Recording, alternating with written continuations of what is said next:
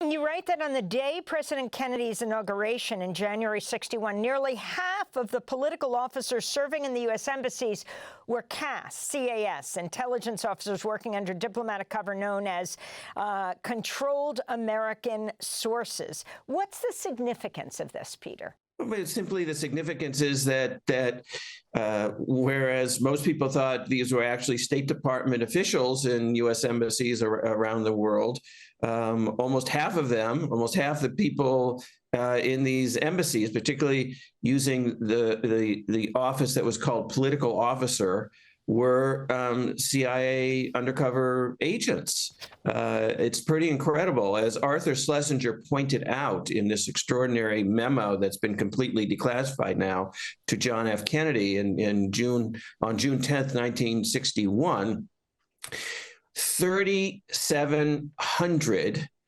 officers around the world were CIA officials under diplomatic cover, in comparison to 3,900 of actual diplomats around the world.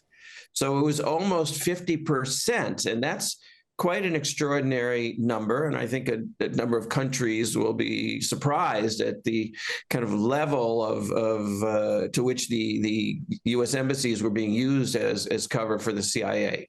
Again, this is all in the past. It's old history. We've known for many years that political officers were often used to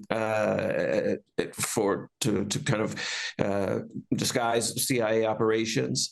And there were other parts of the embassies too, the labor attaches, the commercial attaches, et cetera. And then there were the CIA officers that were operating in countries like Chile and Bolivia and Brazil and elsewhere, who weren't in the embassies at all. But it's a tidbit of covert operations history that certainly is dramatic and reminds us of what the United States was doing around the world and is capable of doing in the future.